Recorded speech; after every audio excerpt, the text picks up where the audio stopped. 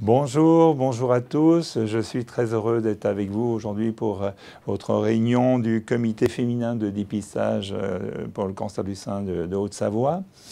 Alors, plusieurs sujets d'actualité qu'on va aborder. Le premier point que je voulais aborder, c'est l'INCa. L'INCa fait actuellement un gros travail qui est en phase de finition, un travail collaboratif sur les traitements locaux régionaux du cancer du sein. Et c'est un travail de référentiel qui a fait mis en place un travail collaboratif de différentes sociétés françaises, dont la Société française de sénologie. Et le président, le Dr Cutuli, a beaucoup travaillé sur ce sujet. Et c'est vraiment, je pense, un point important. Ça permettra de diffuser les meilleurs traitements du cancer du sein pour toute la France et qu'il y ait des traitements homogènes. Donc je pense que c'est important. C'est un gros travail de l'INCa. Le deuxième point que je voulais aborder, c'est le dépistage, qui est vraiment le point important pour votre association. Le dépistage marche très bien en région Rhône-Alpes, et spécialement dans la région de Haute-Savoie. Et je crois qu'il faut féliciter tous les intervenants. On est cependant un peu inquiet du retard pris à cause de la crise Covid. Et je crois qu'il faut faire un travail de communication locale dans les journaux, voire peut-être à la télé, pour bien insister pour que les patients continuent leur dépistage et qu'elles consultent au moindre signe, car on voit quelques retards de diagnostic et donc forcément des pertes de chance. Le troisième thème que je souhaitais envisager, ce sont les nouveautés en chirurgie plastique du sein, en chirurgie réparatrice après cancer du sein. Avec la première nouveauté, c'est le lipomodelage du sein, le lipomodelage des séquelles de traitements conservateurs. Comme vous le savez, on fait de plus en plus de traitements conservateurs du cancer du sein, et c'est très bien. Les patientes sont attachées à garder leur propre sein, mais parfois il y a une déformation, ou des douleurs, ou une gêne, et on peut actuellement traiter cela par le lipomodelage du sein. Et le lipomodelage du sein, qui a été mis au point ici dans notre équipe, actuellement est bien au point et marche très bien dans ces déformations. Ça améliore également les problèmes de dysesthésie, de douleur après traitement, et ça améliore également la sensibilité du sein. Et je crois qu'actuellement, toute patiente qui a eu un traitement conservateur pourra consulter en chirurgie réparatrice pour envisager cette amélioration si elle est nécessaire. Habituellement, il faut attendre 2 ans après le traitement initial pour pouvoir faire ce lipomodelage. Le deuxième focus en chirurgie réparatrice, c'est la reconstruction mammaire après mastectomie. On doit encore réaliser parfois des mastectomies.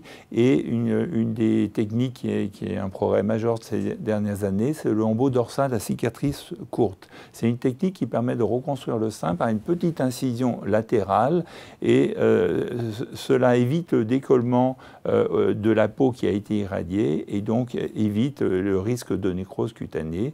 Cette technique marche très bien et efficace, et elle est complétée par un lipomodelage de la région dorsale, si bien qu'on ne voit pratiquement pas qu'on a prélevé le lambeau dorsal. Et donc ça, c'est vraiment un grand progrès. C'est vraiment 2 progrès importants qu'il faut maintenant diffuser, et surtout diffuser aux patientes pour qu'elles sachent qu'on peut faire ces interventions, qu'elles marchent bien et qu'elles donnent du bonheur finalement à celles qui en bénéficient. Voilà. Le quatrième sujet que je voulais aborder avec vous, c'est le congrès qui va avoir lieu en novembre 2021 à Lyon.